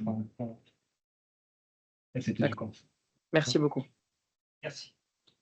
Donc, il y avait une question en présence. Il y en a une autre question en ligne. Et je m'étais mis dans la liste pour poser des questions. Donc, je vais poser d'abord mes questions. Vous vous avez parlé beaucoup, en fait, du discours anti-étranger. Est-ce que le discours anti-étranger du Sanseto est dirigé selon certains pays ou certaines catégories de population? Et quelle place joue la religion? C'est-à-dire, est-ce qu'on cible certaines populations étrangères en fonction de la religion, par exemple, des discours anti-musulmans ou autres? Donc, ça, c'est ma première question.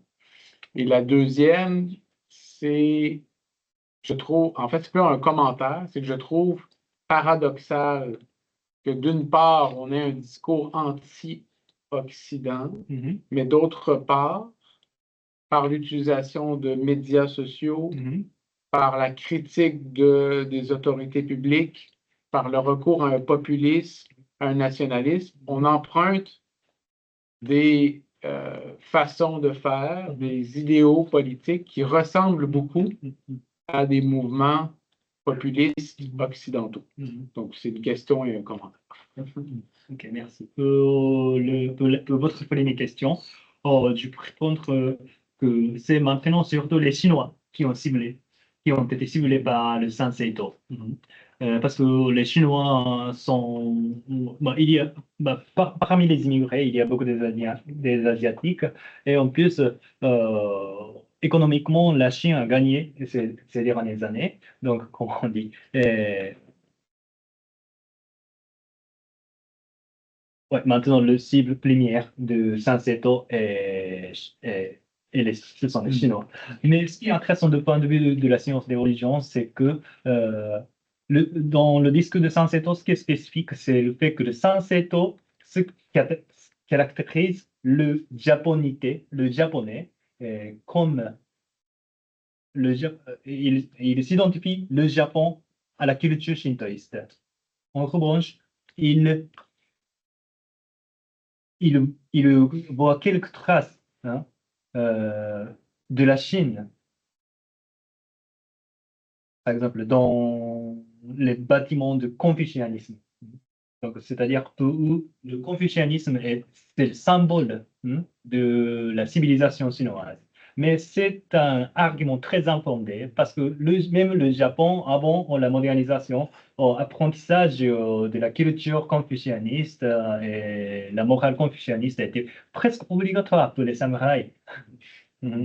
Donc, ça ne fait pas de sens. C'est absurde. Mais il s'identifie la civilisation chinoise à la confucianisme et la civilisation japonaise à shintoïsme. C'est la manière de penser très dualiste. Ouais. Bon, c'est la réponse à la première question et ça a quelque chose à voir peut-être à votre deuxième question, c'est le fait que la caractéristique de la pensée de Sanseto, c'est un bricolage. Il mobilise ce qu'il veut, ouais, soit le shintoïsme, soit le négation de blé, soit l'affirmation de cri et n'importe où, mais ça n'a rien à voir avec la vérité ou quelque chose. Ce qui est important pour eux, c'est le sentiment de sécurité ou le sentiment d'identité, etc.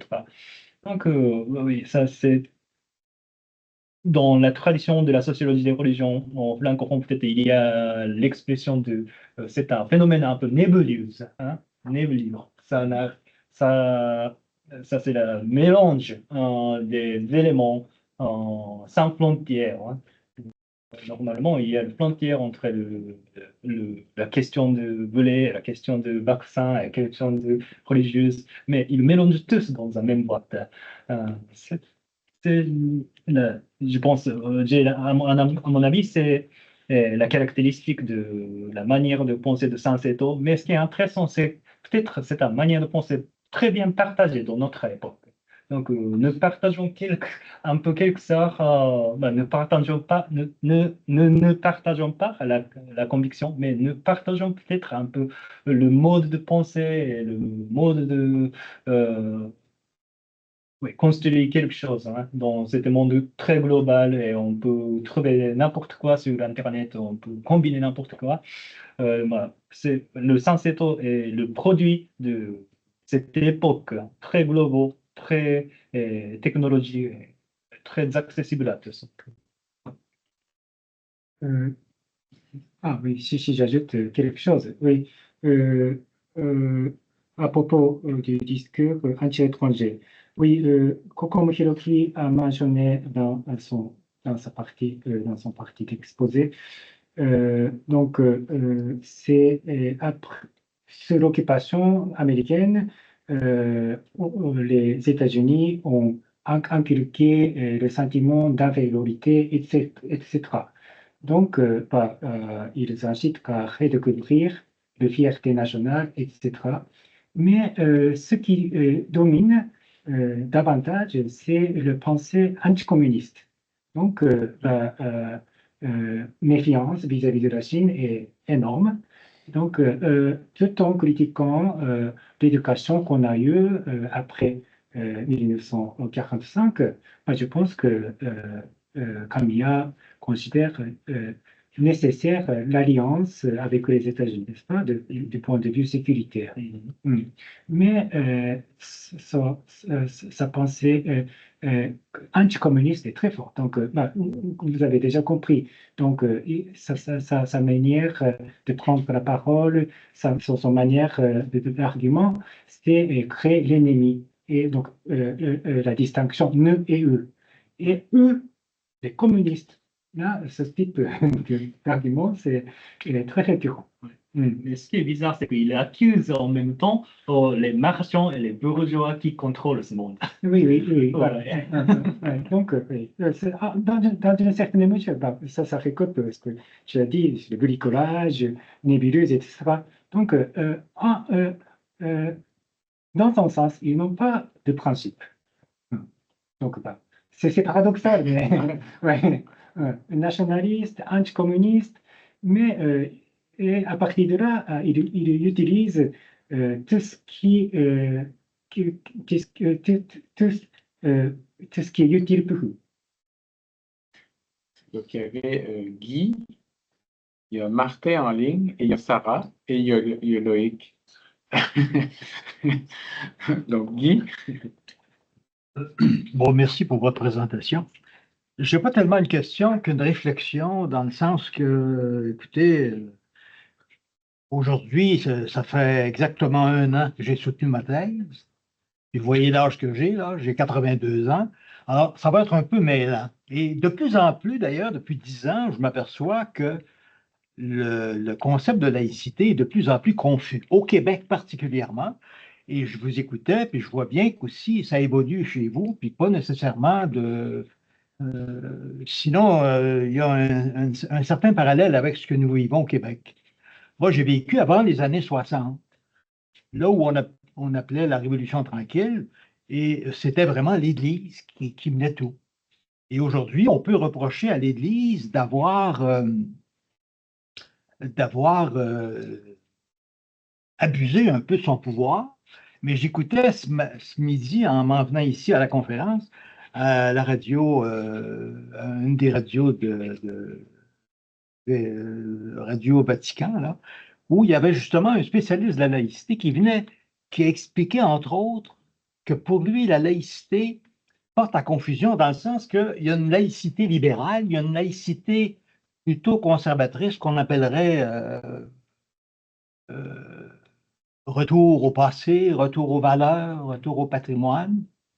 Il disait d'ailleurs qu'il y a une laïcité juridique. Il parlait de droit politique.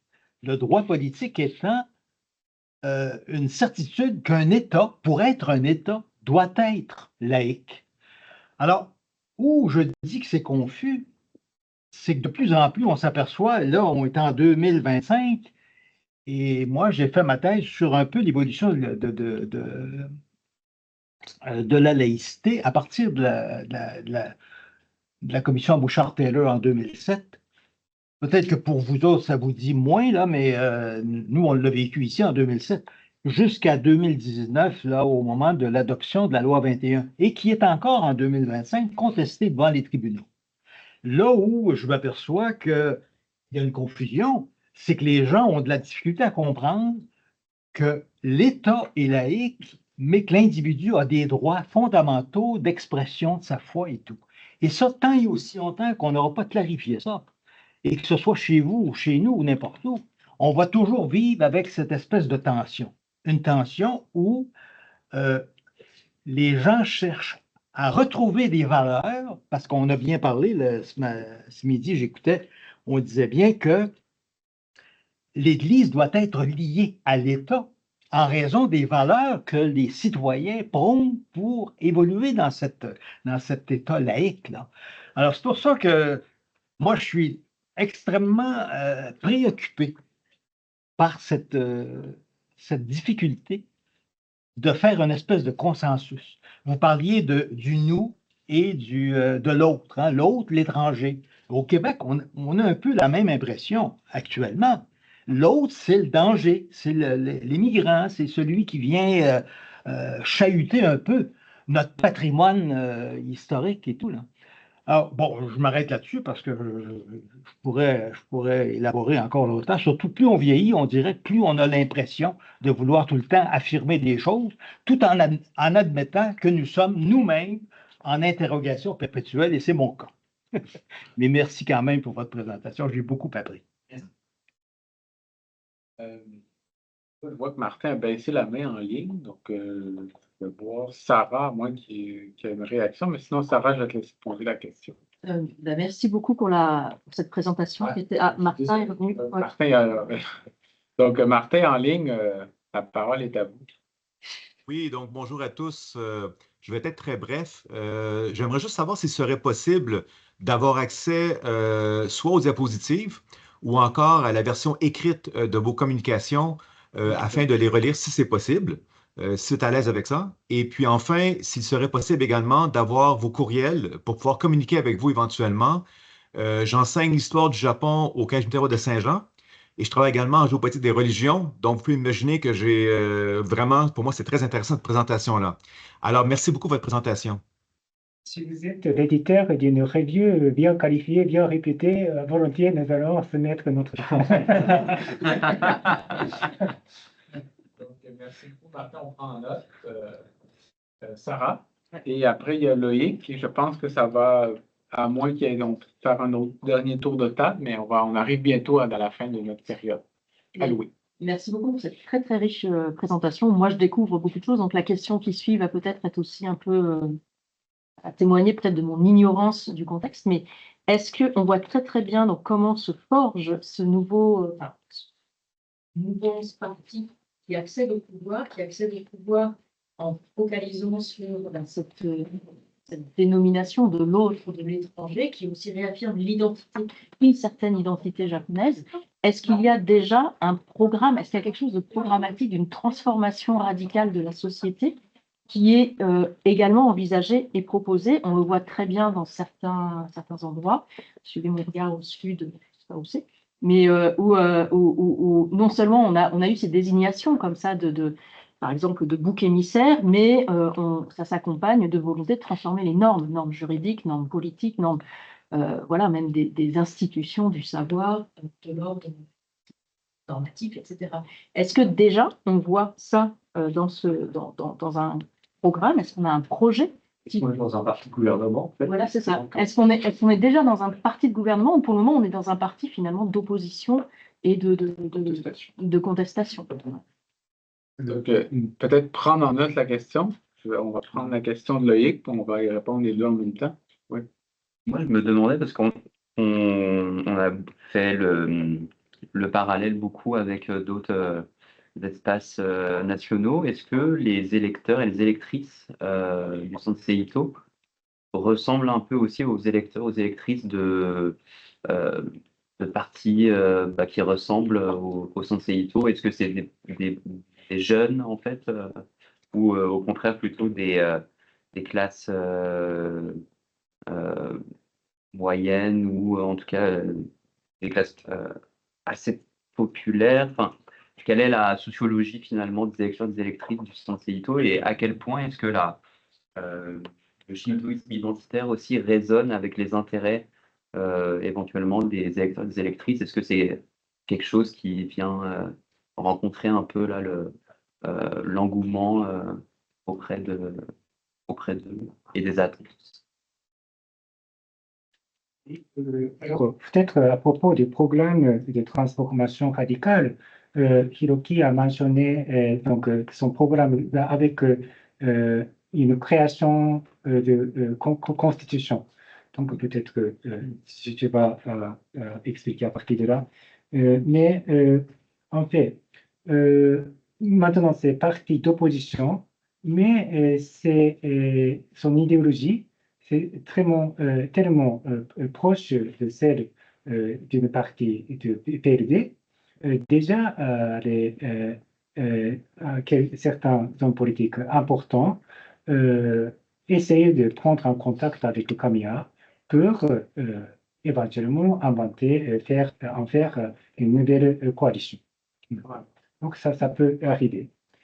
Ça pourrait arriver. Bon, peut-être oui, à propos de qui est supporter vraiment de Sanseto, c'est une bonne question et on n'est pas encore sûr. C'est que plutôt les hommes que les femmes, plutôt les jeunes que les aînés, on dit, mais en fait, les hommes de 40 ans, quarantaine, cinquantaine aussi, soutiennent ce parti et plutôt populaire que les intellectuels, mais donc en fait, la sociologie des supporters de Sanseto, c'est un bon sujet à exploiter. On n'est pas encore à un stade de bien saisir. Ouais. Mais quand même, c'est d'ailleurs pour ça que ce mouvement est populiste et shintoïsme fait appel, shintoïsme, si on dit shinto, religion, ça peut risquer d'écarter une partie du peuple, mais shinto comme tradition du Japon, c'est quand même un appel national, donc ça pourrait rassembler des personnes qui appartiennent à différentes catégories sociales. On a encore le temps pour une... Oui?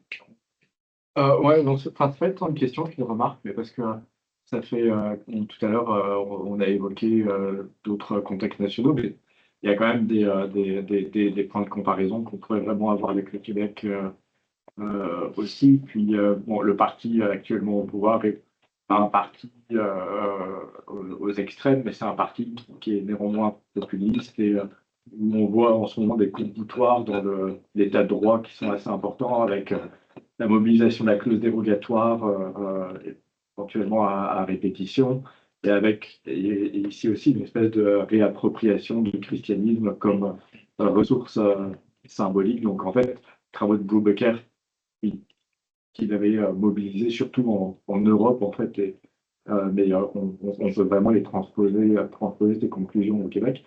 Mais quand je vous écoutais, je me disais que ce serait intéressant finalement de regarder qu'en est-il de partis qui s'apparentent plus même à l'extrême droite ici au Québec. Et en ce moment, il y a une montée qui est assez frappante du Parti conservateur du Québec, québécois, je ne sais plus comment il s'appelle.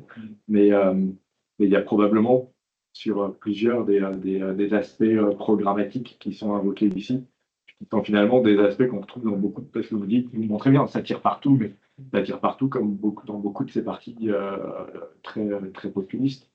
Et je pense que ce sera intéressant de regarder finalement sur la critique de certains aspects du système de santé, la défiance envers la vaccination, les droits des minorités sexuelles et de genre, l'état de droit, bien sûr, le rapport à l'identité, l'héritage chrétien. J'ai l'impression qu'il y a vraiment beaucoup de choses qui permettraient de faire des liens, mais qui sont finalement des liens qu'on pourrait faire avec beaucoup de partis populistes à l'extrême en ce moment qui sont en pleine croissance. Enfin, c'était juste un commentaire, mais je voyais vraiment quand même beaucoup de liens avec ce qu'on observe au Québec aussi aujourd'hui.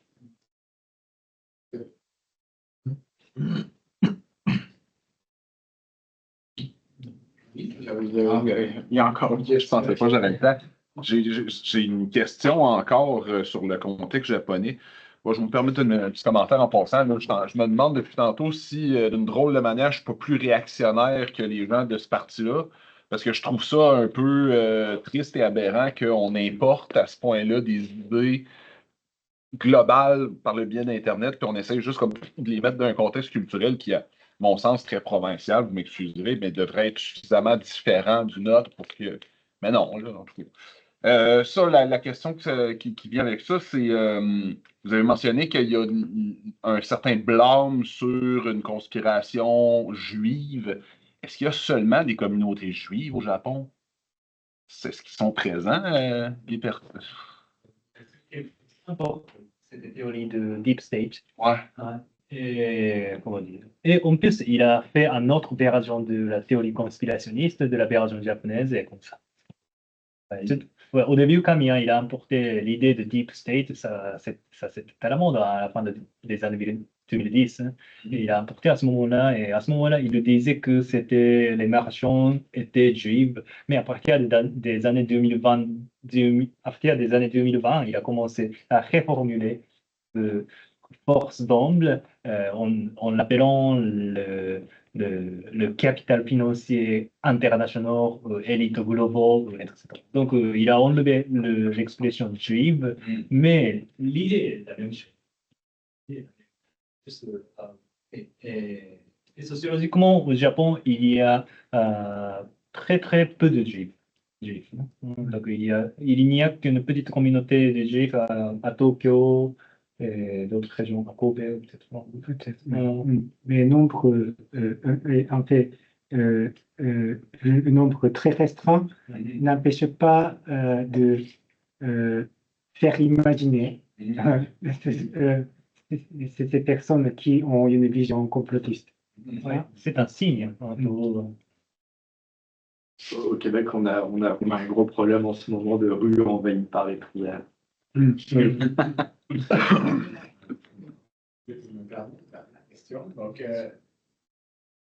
j'essaie de comprendre, en fait, comment un mouvement comme ça peut prendre de l'ampleur.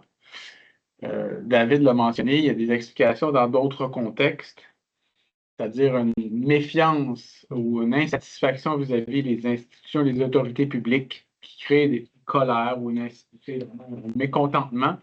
Donc, il y a des mouvements de droite et d'extrême droite qui vont tabler là-dessus. Mais dans beaucoup de pays, la situation économique est très importante pour comprendre la montée des extrêmes. Vous avez un peu évoqué, vous avez parlé d'inflation rapidement, mais comment la situation économique du Japon explique la montée du Sansei? Justement, en fait, le Japon a vu un essor économique spectaculaire entre 1955 jusque vers dans les années 1980. C'était un des pays les plus riches du monde. Mais à partir des années 1990, la récession économique se prolonge. On disait d'abord 10 années perdues, on disait 20 années perdues, maintenant c'est 30 années perdues. Donc, il y a maintenant, du point de vue économique, il n'y a presque pas d'espoir. Et donc, la diminution démographique, vieillissement de la population. Donc, en fait, pour maintenir le niveau économique, quand même, il faut compter sur les manœuvres venant d'ailleurs. Mais comme le Sanseto est un parti xénophobe, en fait, il essaye d'encourager la politique de la natalité. Donc, par exemple, si vous avez 3 enfants, 4 enfants, ça fait partie de votre carrière dans la société, etc. Il propose cette idée-là. Donc, la question économique, c'est crucial. Ouais. Oui, il y a une question en ligne. Sora Oui, merci, merci beaucoup pour la présentation, c'était vraiment intéressant. J'avais une question, parce que, en fait, au Québec et aussi ailleurs en Europe, je pense qu'il y a des nationalismes, des formes de nationalisme qui sont possibles sans être liées avec des traditions religieuses. Donc, par exemple, au Québec, on pourrait être nationaliste en ayant des valeurs qui se rattachent à l'après-révolution tranquille, ou, enfin, des formes de nationalisme, justement, qui sont indépendantes de la religion. Et je me demandais si au Japon, il y avait des partis qui proposaient des formes de nationalisme qui sont indépendantes du shintoïsme ou ouais, voilà. Merci. Votre question m'intrigue. C'est intéressant. C'est que, en fait, on peut soit s'inspirer de la tradition religieuse, soit être indépendant.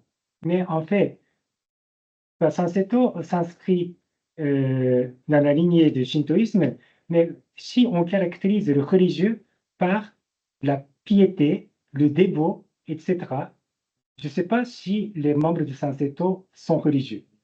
Donc c'est assez paradoxal.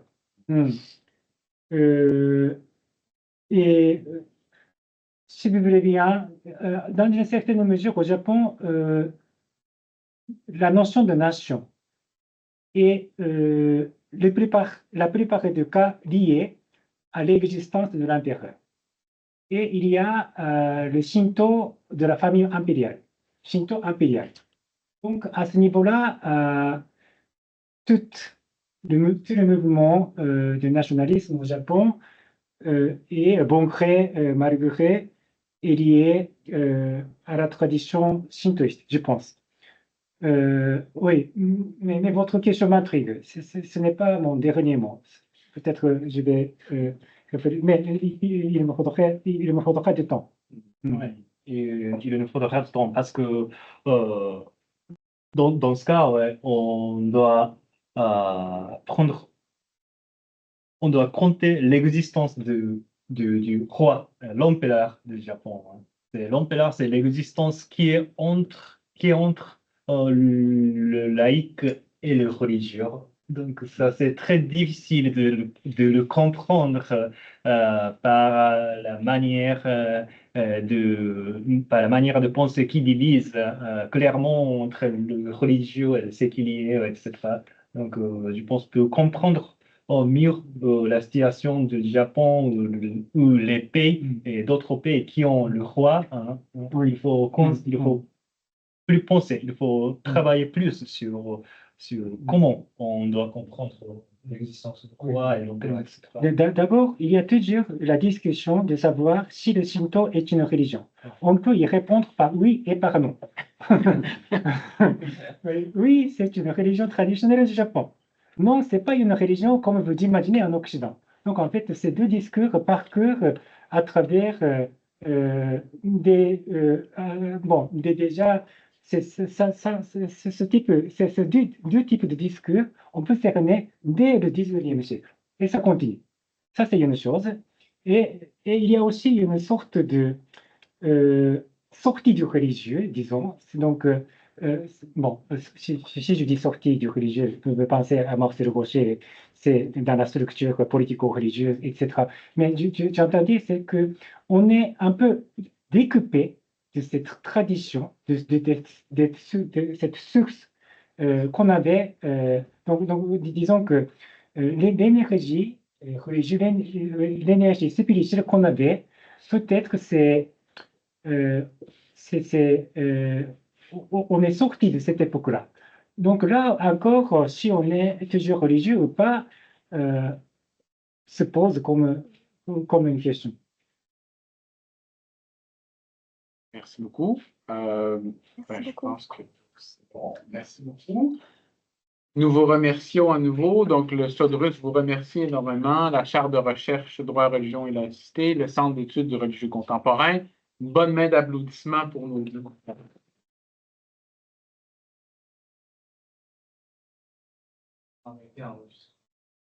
Et puis, peut-être faire une annonce la semaine prochaine, donc le 24 septembre. Oui.